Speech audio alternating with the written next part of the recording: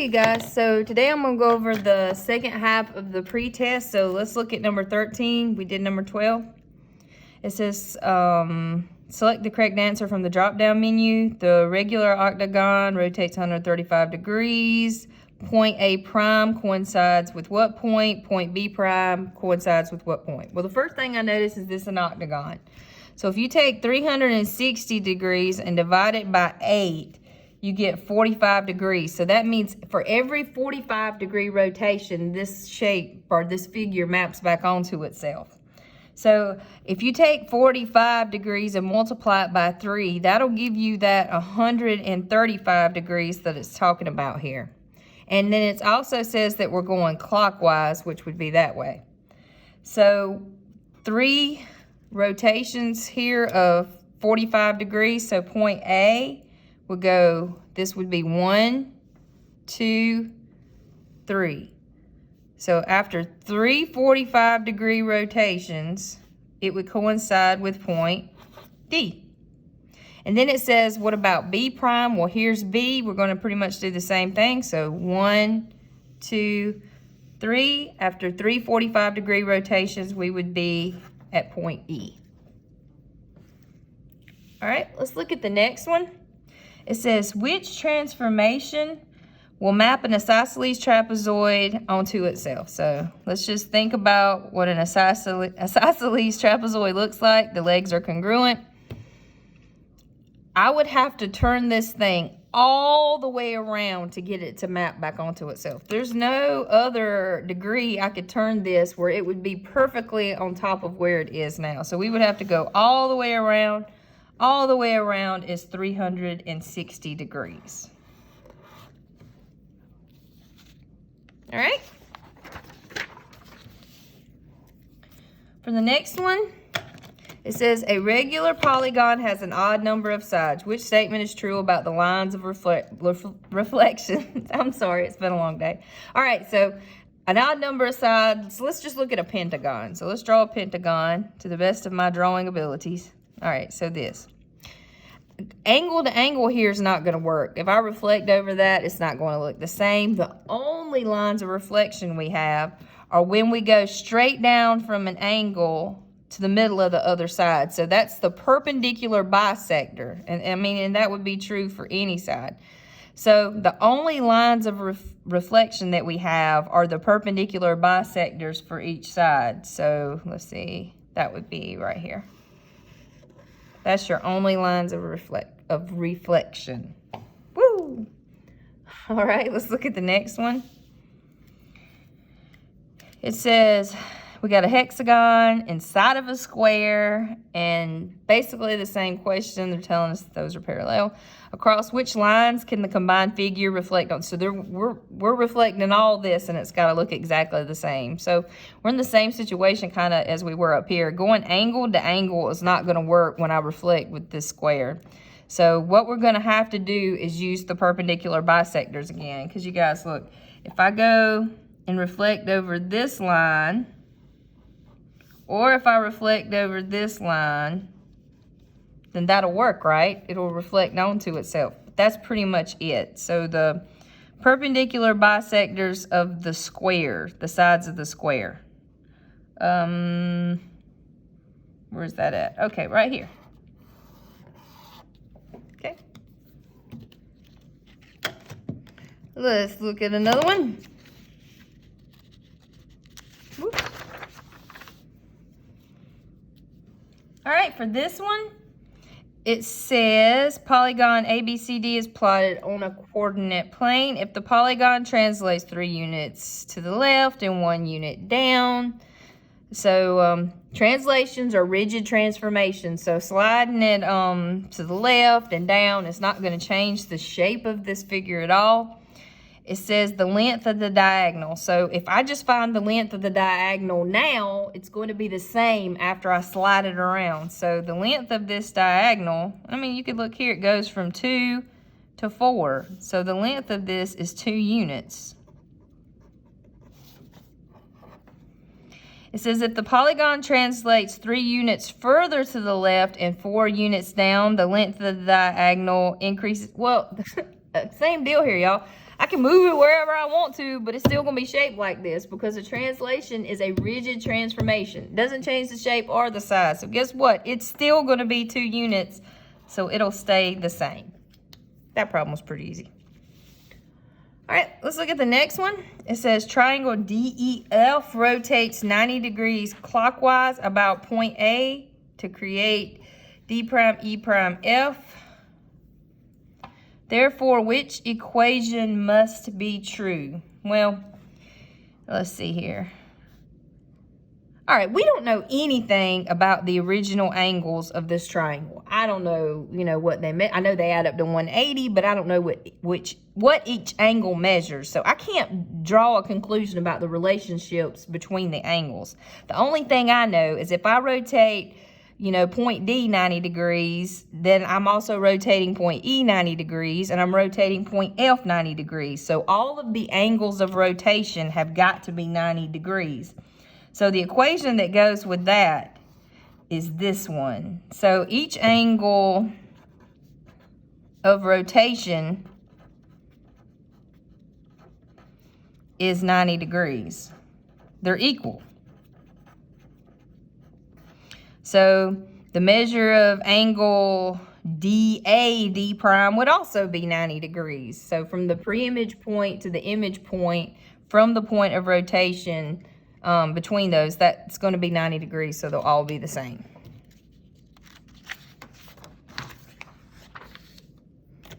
All right, for this one, I went ahead and drew the angles for the rotation. It says this polygon is plotted on the coordinate plane. It's rotated 90 degrees clockwise about point, so it's being rotated about point C right here. So point C is going to stay the same. We're rotating around point C 90 degrees. So C prime is going to be where C is located, and C is located at 4, 2. So C is going to be at 4, 2. It's not going anywhere. We're rotating around point C. All right, so here's A and here's A prime. As you can see, this is a 90-degree angle, right? And I turned it clockwise. So now A prime is located at 8, 2. So A prime will be at 8, 2. I probably should scratch these things out as I use them, right? All right. Then B, as you can see, this is a 90-degree angle. I rotated it clockwise, and now it is located at 5, 1. No. Yeah. Where's, okay, B prime, sorry. Right here.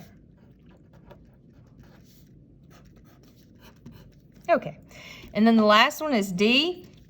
I have the right angle for the angle of rotation. That's 90 degrees. So we went whoop, 90 degrees clockwise. And it is located at 4, 5. And remember, the length of this segment has to be the same as the length of that segment, right? Same for your CA and your CA prime. These have to be the same. And your CB and your CB prime, those segment lengths have to also be the same. Okay. Let's look at another one. For this one, it says in the figure, they're reflected across EF to coincide with this angle GHI. So here is GHI. So look, you guys, if I take this and I reflect it, remember, a reflection is also a rigid motion. So if this angle's 90 degrees, when I come over here, guess what? It's still going to be 90 degrees. Doesn't change the shape or the size or the angle measures. All right, it says if G is reflected across the x-axis to create K, so they're talking about me taking this and reflecting it across the x-axis, then what are the coordinates of K going to be? Well, right now, G is at 8, 6. And if you reflect across the x-axis, what you have to do is negate your y value or change the sign of y. So 8, 6 would become 8, negative 6. Let's look at the next one.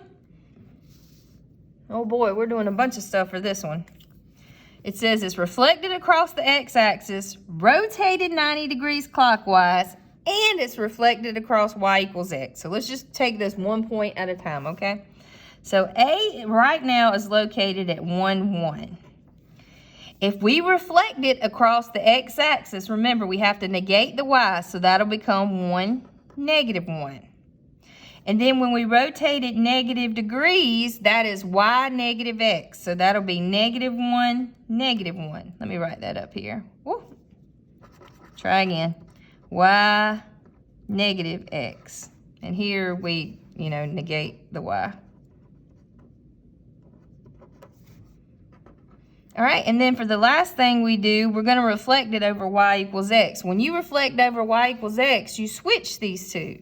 Well, they're both negative 1, so that's not going to make a huge difference here. So that'll be negative 1, which is right here. All right, let's do all that to the next one. So B is located at over 2 up 3. First, we negate the y because we're reflecting across the x-axis, so that'll be 2, negative 3. All right, and then we're rotating at 90 degrees clockwise, so that'll be y negative x, so y negative x. And then we're reflecting over y equals x, so I switch my coordinates, and that'll be negative 2, negative 3. Somewhere right here. All right, one more of these. So C is located at 2, 1. So first we reflect over x, so we negate the y. Then we rotate 90 degrees, so that is y negative x. And then we reflect over y equals x, so we switch our coordinates, so that'll be negative 2, negative 1, which is here. That was a big problem. All right, let's look at the next one.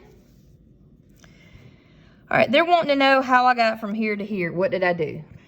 So it looks to me like we scoot over and then we did a reflection. So to get, see here, A is 2 from the y-axis. So to get A over here to be 2 from the y-axis, we would have to go 2 units to the left. So B would be here now. And C would actually be here. So let me draw that.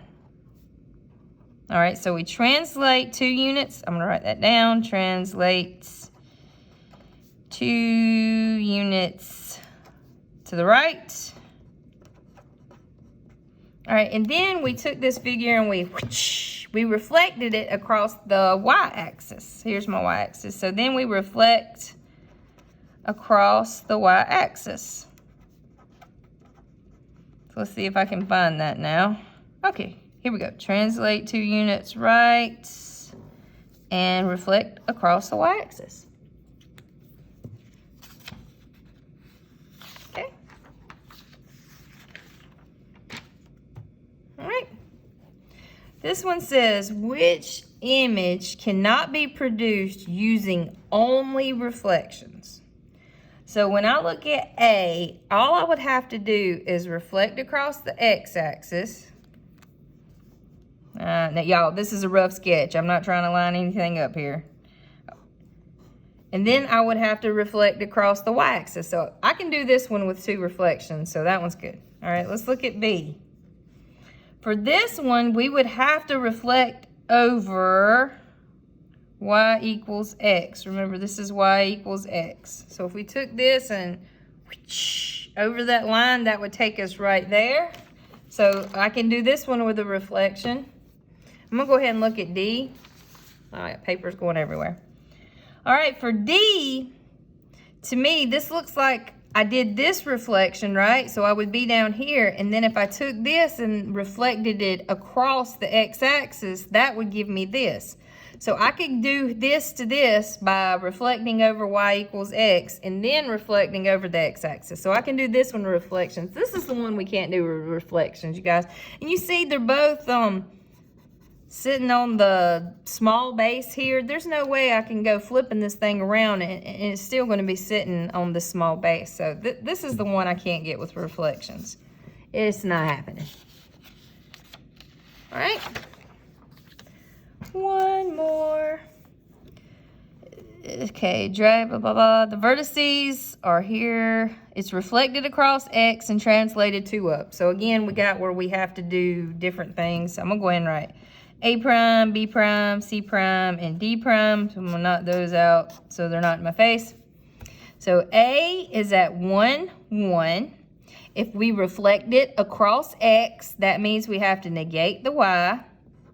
And then if we go 2 units up, remember the axis that goes up and down is the y-axis. So you're going to take this y value and you're going to add 2 to it. So -1 plus 2 would be +1. So we get 1, 1. So ka-chow. All right, we start with B at 2, 3. I reflect across the x-axis, so I'm going to negate my y. If I go 2 units up, I'll add 2 to that -3, and we will get 2, -1. Ka-chow. All right, C starts at 3, 2. When I reflect across the x, I negate the y, so that'll be 3, -2. And then when I go 2 units up, I'll add 2 to that y coordinate, and that'll give me 3, 0. Oh, there it is. All right, one more. We have D starts at 2, 1. When I reflect across X, I negate the Y. Then I'm going up 2, so I'll add 2 to my Y coordinate. And that will give me 2, +1. All right, good luck on your test.